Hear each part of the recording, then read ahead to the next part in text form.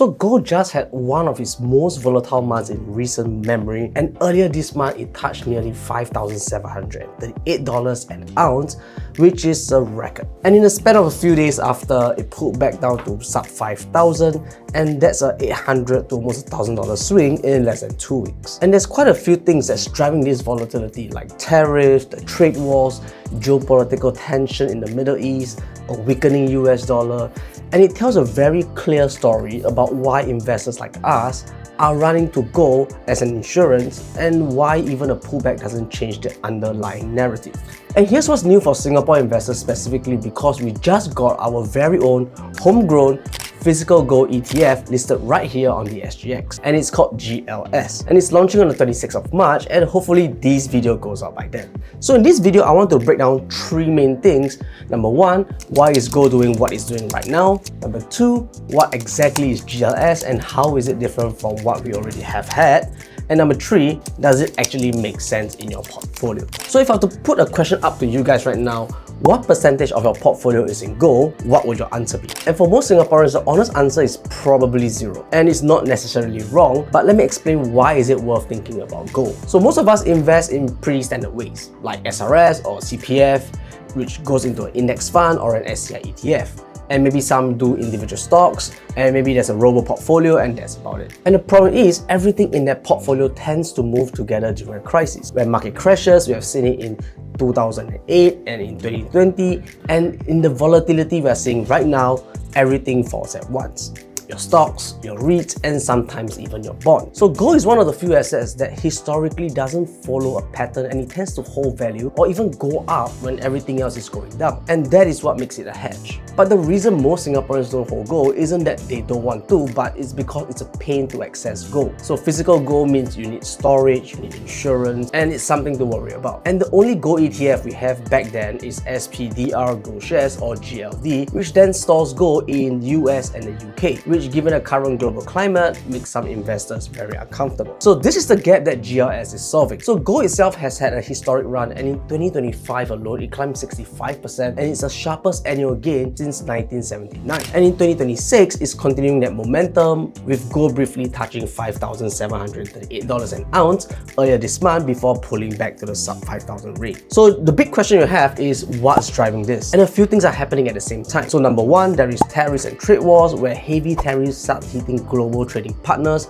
markets get nervous. Uncertainty about global trade equals to uncertainty about corporate earnings, supply chains, and the US dollar. And when investors get nervous, they tend to run to gold as insurance. And on top of that, escalating conflict in the Middle East, including the US strikes tied to Iran's situation, has pushed more capital into safe haven assets in the recent weeks. And number 2 is a weakening US dollar. So gold is priced in USD globally. So when the US dollar weakens, gold becomes relatively cheaper for buyers in other currencies. This drives up demand, which drives prices up. And number 3 is a structural one that a lot of casual investors miss. So central banks around the world have been quietly buying gold at a record pace in 2022, 2023, and 2024.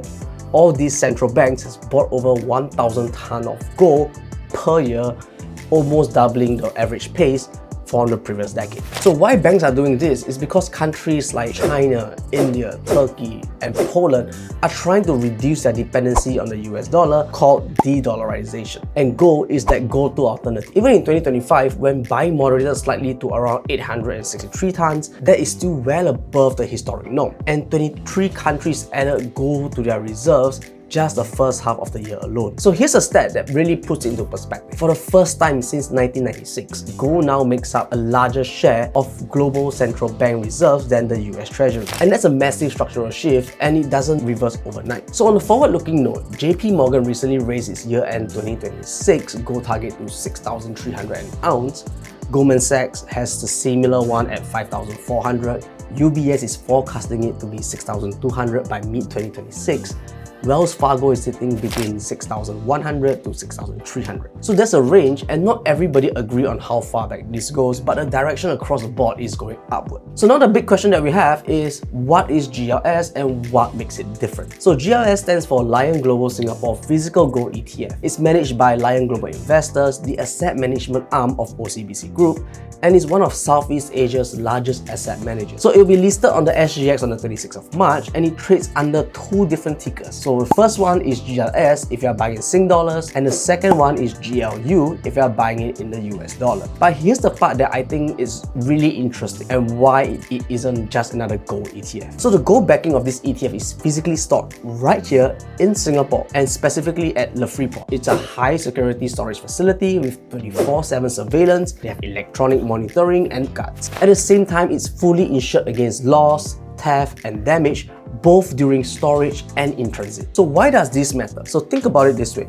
If you own units of SPDR Gold shares, the other gold ETF that we have on the SGX, your underlying gold is sitting in vaults in the US and the UK. And in a world where geopolitics is shifting all the time, where sanctions are being used as economic weapons, and where US and China tension is real, having your gold stored in Singapore, a neutral and politically stable financial hub, it's a different kind of value proposition. So GLS tracks a LBMA gold price AM, and this is a global benchmark for gold set by the London Bullion Market Association, and this is direct and it's clean gold price exposure. So the gold must meet investment grade standards with a minimum 99.5% finance, and at least 995 out of 1000 parts are pure gold. So each unit of GLS is priced at 5 USD, and one unit is probably the minimum trade that you have, so you can start trading gold with 6 to 7 Sing dollars. And with the low barrier of entry, this means that you can drip buy a few units a month and slowly build up your gold allocation. And the expense ratio here is very low at 0.39% per year,